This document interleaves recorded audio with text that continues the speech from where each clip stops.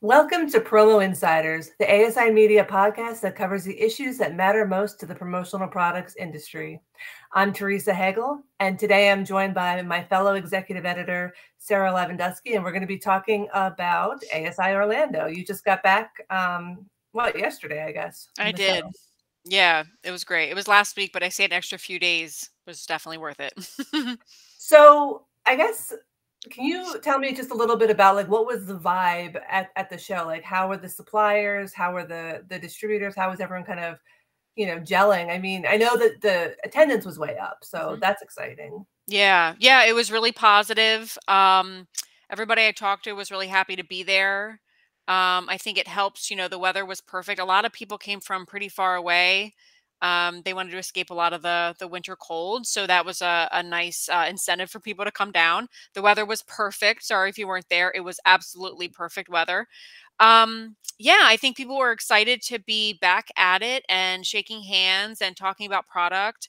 I think the suppliers I talked to said they were thrilled with the show, the quality of the conversations that they were having, and distributors were happy that suppliers had all come to the show and they were talking about in stock items. That was a big concern last year with supply chains, so that was a huge topic of discussion amongst attendees at the show.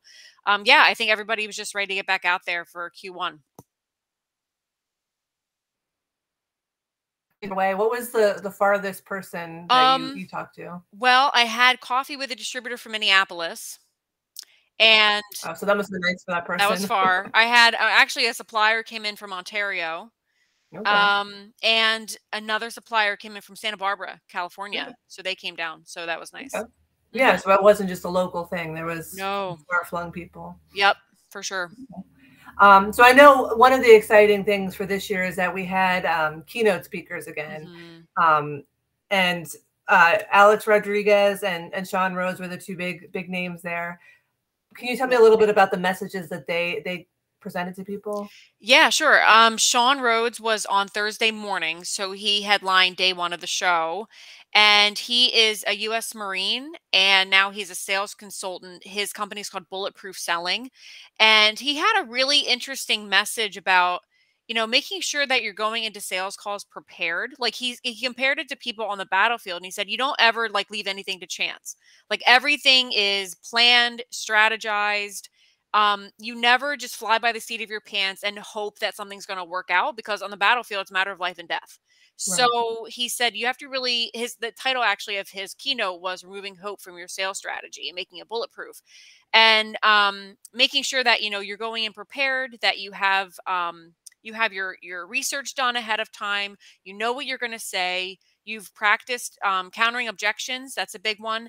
And then at the end, you debrief as though you're in the military. You debrief and say, okay, how did we do? What did we do well? What could have gone differently? How is our company doing? And reflecting on if the person you talk to is a good fit for your company or not. That's a huge one too. So you're not spinning your wheels.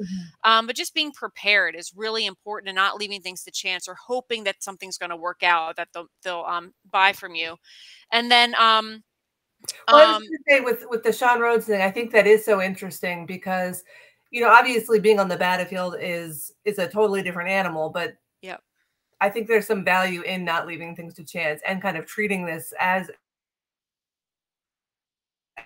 prepare for and sales, kind of elevating sales and having that plan. Yep. Because I do think there's a lot of people that leave it to chance or think like I'm really good on my toes and I'm quick on my feet, so I don't really need to do a lot of planning. Yeah. But that's not the right approach, I don't It's think. true. It really is. It's true. And we had, I mean, that ballroom was packed. Like people really wanted to hear his message. He's a TEDx speaker. He was very polished, well prepared. Just really compelling story. So yeah, it was awesome. Well, if he weren't prepared, I'd have a question about the message. Exactly. Yeah, exactly. Yep. Got to walk the walk. Yeah. And so then Alex Rodriguez, A-Rod. Yeah. Yeah. He was on Friday. He headlined Friday. It was, again, another packed ballroom. He gave out signed baseballs to fans, which was cool. He sat with Tim Andrews for about an hour, and they had like a nice Q&A about, his upbringing. It was not easy. It was not easy. The path was not always certain to where he is now. That's for sure. And he was born in New York, and he came from working class parents, and his they moved down to the Dominican Republic for a while, and then they moved to Miami. And sadly, his father left the family and went back to New York, and they stayed in Miami. And his mom raised his family on her own, just her two hands. And a lot of what has driven him over the years to be so successful, because now, obviously he's was a pro baseball player, and then he's now an entrepreneur. He said so much of that hunger came from not just wanting to play baseball, but to care for my mom, because she'd worked so hard for us, and I wanted to make enough money so that she could retire and never have to work again. And as soon as he signed with the Mariners in the 90s, that's what he did. He bought his mom a house and a car, and she retired and never had to work again. So that was pretty cool. Yeah. Yeah. And I think it's nice to hear these kinds of origin stories, I guess, because, a lot of times we kind of take that success for granted. Like, like, oh yeah, of course, they were always going to end up in this place, but it's not a given. And, you never know where someone comes from and what kind of struggles they've had to go through to get there, and the kind of hard work and perseverance that goes into it. Absolutely. Mm-hmm. So, obviously the keynotes were a big thing, but there's also Education Day. And I know we had a lot of great speakers. So what were some of the topics that were covered? Yeah, I mean, some of there was a new one this year on sustainability. So that was Michelle Sheldon, who I believe is on your advisory board for Promo for the Planet. Yep, she's from ECO. Yeah, she's really cool.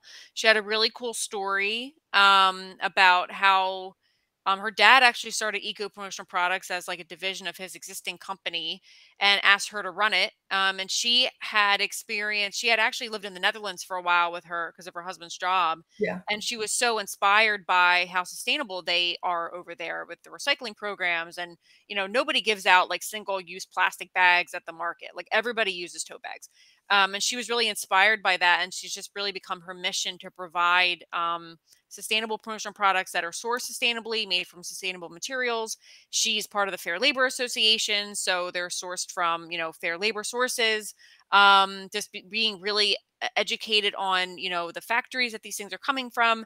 But she was really compelling. And actually, it was interesting after the event, literally a line, like she was at the front of the room, and there was like a line of people, definitely Gen Z and millennial from the industry, talking to her about what we need to do as an industry to become more sustainable, and how they can kind of team up with her to be part of that. Because she said, like, I can't do this alone.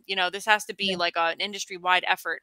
So a lot of young people were lining up to talk to her about this, and signing up, giving her their contact information so they could, talk about this further. Well, I love that. I love that. Yeah. As being the person doing promo for the Planet for ASI, I'm glad to see that this is a message that's resonating with people, and that she had people wanting to talk to her about it, for sure. Oh yeah. Yeah, it was really interesting to see, and people were really excited about it. One of the other sessions that I thought was like I think it was new, and it was really eye-opening, was it was the family dynamics for like a family business, and how you can have healthier family dynamics to make sure that your company is viable and stays strong and has longevity. And the session was delivered by Dr. Steve Treat. He's actually from here in Philly. He's worked with the Cohen family for a long time. It was amazing. Like, this is not just for family businesses. It had something for everybody. If like you have a family, it was for you. Like it was like a 45-minute like therapy session for all of us. It was wonderful. I was like, everybody should sit in this session. It was incredible. He's so seasoned. He's been doing this for years. That was really, really, really great. They had 2023 trends from PCNA. So they presented on like sustainability, self-care, which is a huge one, of course, the future verse, so technology, things like that. They also had a cybersecurity expert who was talking about how to protect your company. As we've seen, the cyber attacks are increasing, it seems, in frequency, especially targeting this industry in particular. So he was on hand, formerly with the FBI. So that was really cool. Yeah, that's really an important thing, for sure. Yeah. So then, of course, I guess the main event is the show floor itself. That's what everyone's there to go see. So I know you walked the show floor. What are some of the big trends you saw in your kind of perusal of all the aisles and suppliers? Yeah, sustainability, obviously, that was a big one. A lot of companies are getting really into that. They're advertising, the types of materials they use, the different associations Mhm. they're part of. And as I saw at that, the session with Michelle, like that's huge with younger distributors now because their clients want it so much. And they're saying, look, if this is going to have our branding on it, these are the requirements. It's got to be sourced responsibly. It's got to be made responsibly. The materials have to be responsibly sourced. um I think it's just it's becoming more, I see it every show, it's becoming more and more important among attendees that they see sustainability there. So Mhm. sustainability was obviously a huge one. um Drinkware was everywhere. The number of types of drinkware was like unbelievable, like just the different colors, different models and shapes and sizes and uses. Like they have the one I saw from Adnart in Canada has like a built-in like pet water and food bowl on the Oh, bottom. oh, So you that's just like fun. unscrew it. Yeah, it was really cool. They also have like a ceramic lined tumbler so that you're not getting that like metallic taste. Mhm. Um, yeah, it was really eye-opening to see how much you can do with drinkware.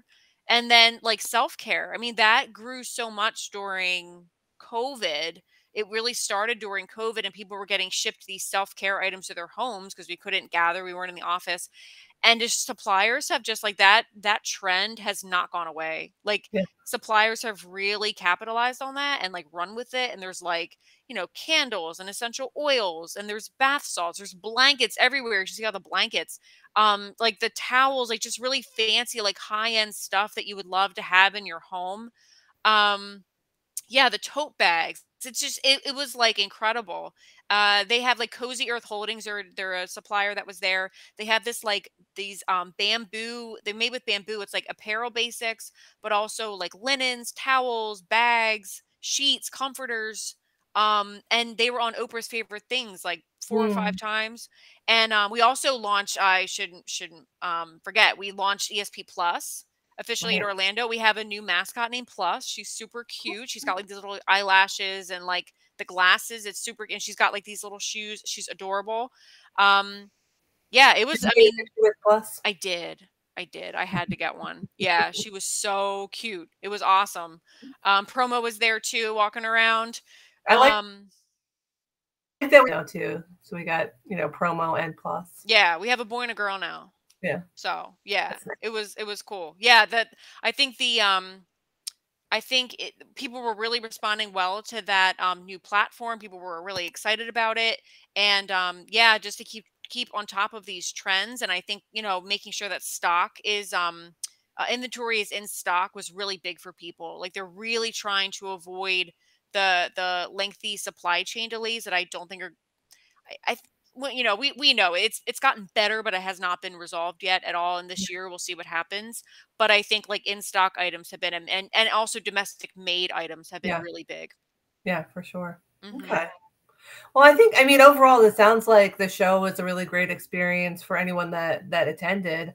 Yep. And of course, we have, if you weren't at that show, I mean, Fort Worth is coming up, so Yep. that's another opportunity to go to a great ASI show. Um, do you have any final thoughts for people?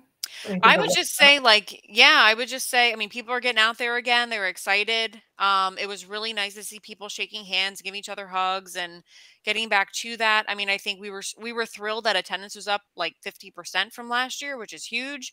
And Mhm. the energy was just really great. The products, I mean, I honestly, of the shows I've gone to, like, I just think the product quality has gone up so much. Like, I was so legitimately impressed with the quality products. The self-care products are second to none.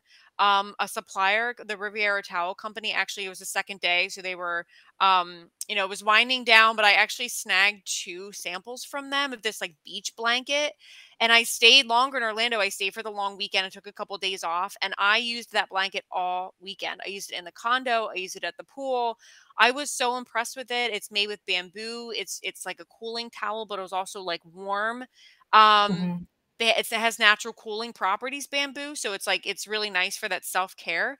But I was so impressed with that throw. It almost looks like a Turkish towel. It has the same kind of look to it, but Okay. it's a throw.